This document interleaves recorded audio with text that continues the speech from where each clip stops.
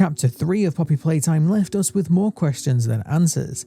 Now we are once again waiting for the next installment of the series, hoping that this time we will get more clues about what's really going on inside Playtime Co. So while we wait for the teasers and trailers to begin again, here are my top 10 questions that I hope we get some answers to going into Chapter 4. But before we get into the list, I was a guest on Nized podcast. It was a good laugh. We talked about Poppy Playtime Chapter 4, our predictions for the movie, and a few other things. So once you've watched today's video, it might be worth going and checking that one out. I'll leave a link in the description below. Number 1. Where are we going?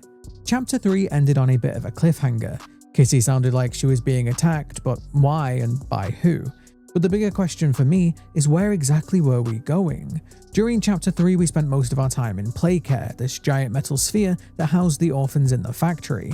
But by the end we were heading down an elevator that up until now had been completely sealed off in darkness. But what exactly is at the bottom of this lift? There have already been some theories. Some people think that the theme park hinted at in Chapter 3 is down there. I personally think it's going to be this area that we've seen teased a few times now. This area looks much darker and much more sinister than anything we've seen yet. This could even be the place that they stored all the failed experiments. Whatever is down there has to be pretty serious since it's sealed up like a nuclear bunker. But even further, where are we going after? What is our real goal? Where are we following Poppy to? I hope we get at least some answers to these questions in Chapter 4. Number 2. What really happened to Huggy? One theory I am absolutely convinced of is that Huggy Wuggy will return. For the poster boy of the entire franchise, we only ever got a small amount of time with him before we sent him tumbling down into the depths. But we've already had small hints that Huggy will return in Chapter 2. His fur and blood can be found smeared up this wall and on this girder. The two major theories right now being that either 1006 dragged him up, or that he pulled himself up and crawled off into this vent.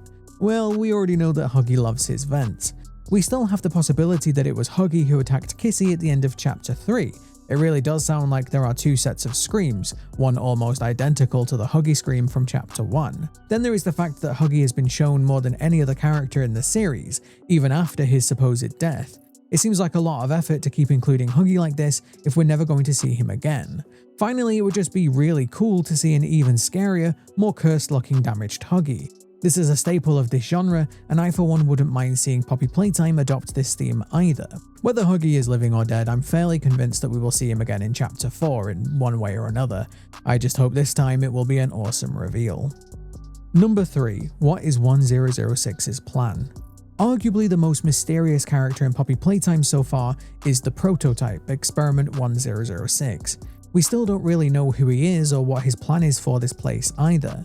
While it has been strongly hinted that 1006 orchestrated the Hour of Joy, the event that caused the downfall of the factory, there have also been many hints that he truly cares about the orphans and the toys that many of them became. He gave up his own freedom to save Theodore's life, the child that would then become Catnap. But now we see that he's going around the factory collecting the bodies of the toys that we kill. What is he doing with all of these dead toys? Bringing them back to life? Creating a living version of the shrine that we saw in Chapter 3? Or is there even more to it than that? Either way, I hope we get some more clarification on what exactly 1006 wants, why he needs all of those toy bodies, and whether he really is the villain like Poppy claims. Number 4. Who is the player? My very first theory on Poppy Playtime was that there was more to the player character than meets the eye.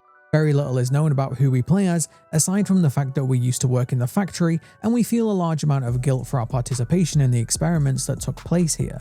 My original theory was that the player could be a toy, a Playtime co-experiment who doesn't realize that they have undergone the transfer process. This is something that has actually been given more weight with recent developments. Poppy tells us that we don't know what's real anymore, and many of the experiments like Bron and Bobby Bearhug in the Orientation Notebook have been shown to not fully understand what they are after undergoing the transfer process. It seems like a total brain transplant can sometimes affect the mental state of the patient. Who knew? There was also this second theory that the missing nameplate in Chapter 2 might actually be our name. But the book may have also given us hints that the player is PW, a scientist who was directly involved in the surgeries, possibly even being Dr. White. Right now there are several theories and any one of them could be right. Or maybe they're all wrong and we're someone completely different. I hope we get some more clues to this in the next chapter. Number 5. What is Poppy's plan?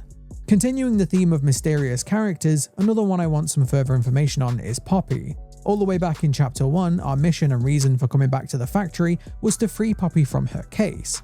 Whoever sent this VHS tape and note wanted us to find her, but it seems like a lot of people have forgotten the massive warnings that we were given. Not only were the vents that led to her filled with warnings scrolled on the walls, but the Poppy door we were searching for also contained some warnings that were a little hard to miss. Either someone in the factory was terrified of Poppy, or they were trying to stop us from opening her case and working with her. But all the way back in the first trailer for the game, we see an eerie version of Poppy that we haven't really seen in the game yet. We did get a tiny glimpse into Poppy's darker side at the end of Chapter 2, but it seems like she's keeping that hidden again for now. With how Chapter 3 ended with Kissy being attacked, I think we might be about to see that darker side once again. But one thing is for sure, Poppy and 1006 are opposed, and one of them has to be lying. I've been on Team Poppy as the bad guy since Chapter 1, and even the orientation notebook adds to this mystery. The book states that Poppy was kept away from the staff, with most not even knowing she was in the factory next to Elliot's office. There is definitely a deeper story we haven't been told yet, and I need to get more clues to this as we descend into this area with Poppy. Number 6. Is anyone still alive?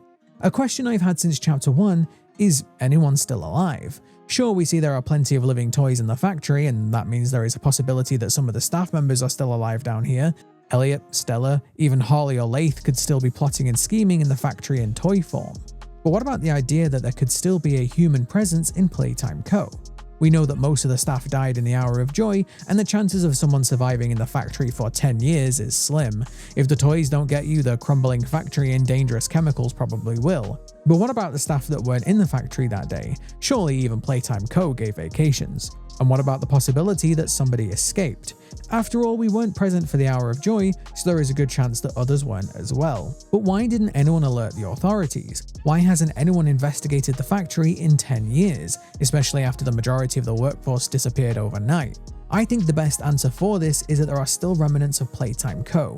Someone is still pulling the strings behind the scenes, keeping the authorities away from the factory, keeping everyone out, and the toys locked in.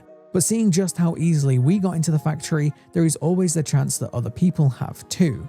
I think there is definitely a chance that someone is still interfering in Playtime Co, whether inside the factory or not.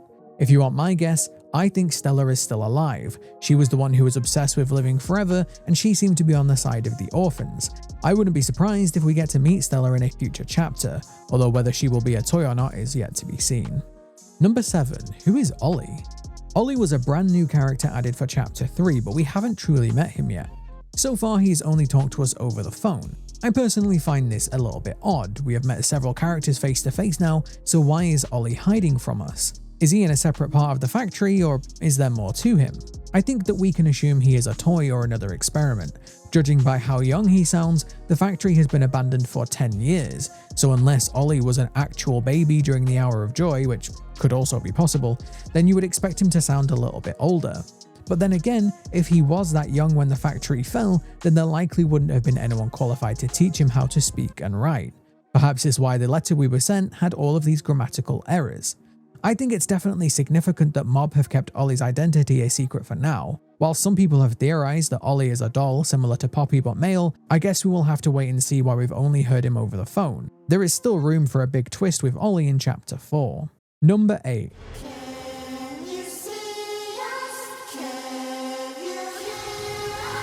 Now this is something that has been teased a few different times. In fact, in my latest theory, I even gave a potential explanation for what this could be. But we've had this really odd tease for something that has been given almost no explanation whatsoever. In Project Playtime, we had a conversation with an unknown entity. This person claimed to represent a group that the player of Project Playtime apparently helped to create. They often asked us questions such as, "Can you see us?" Now this was already a little bit odd, this mysterious group communicating to us through the computer like this, but it gets even more odd when this was also shown in CG5's music video for Poppy Playtime. This time they appear as shadowy toys with glowing eyes as the room changes to a darker and more muted tone. What makes this even more interesting is that this group appears to be connected to Ollie. They told us in Project Playtime that the phone was our gift and we would know when the time is right. Now in Chapter 3, this is the same phone that the player uses to talk to Ollie. This group seemed to want to bring an end to the experiments in Playtime Co., something they were using the player in Project Playtime to help accomplish, and this could also be the same group now helping the player in Poppy Playtime. I think it's likely that these are either the remaining orphans or a faction that we haven't properly met yet. One thing is for certain though, there is more to them than there seems. Number 9. How much of it is real? One thing that I've been thinking about since Chapter 3 is the idea that the player character might not be the most reliable narrator. We have now seen the effects of the red smoke. It causes hallucinations, and the player's mental state also seems to be affected by their role in the experiments. I've already talked about how I think the series is taking some inspiration from BioShock and Portal. Go check out my Lemon Theory if you want to know more about that. But the more and more that we learn, I am more convinced that we can't fully trust everything that we see. So many things seem to be confusing, whether the player is a toy or just a troubled person, whether Poppy is trustworthy or not, whether 1006 is really the bad guy. Almost everything in the game so far is ambiguous and open to interpretation. At this point, I am not sure how confused the player character really is. They definitely have to be a little bit crazy to come back to this factory, but I do hope that Chapter 4 gives us something a little more concrete. Number 10. How dark can this series really get? Chapter 3 compared to the first two was much darker, both physically and in tone. For me personally, I really enjoyed this. The chapter felt much more like a traditional horror game to me. But that just leaves me with one question. How dark will Mob really go with this series? We finally saw some people get killed in this chapter, and there are hints everywhere that things are far worse than we first thought. But the fate of the orphans is still unknown, and I definitely think there is room for the series to go even darker than we have. What about the failed experiments? What really happened to Harley Sawyer? As I said earlier, the area that we are going to in Chapter 4 looks to be the darkest one yet, and not just physically. This area has been sealed up even further than everything we've seen so far, and what we've seen so far has already been pretty dark. I really do think the reason that this area is sealed off like this is because this is going to be the most dangerous area yet. All we can do now is wait for more details on Chapter 4 and keep theorizing in the meantime. If you do enjoy my theories and analysis, maybe consider subscribing. I cover a lot of horror games like this, and I'm certainly looking forward to more Poppy Playtime. Thank you very much for watching, and I will see you next time.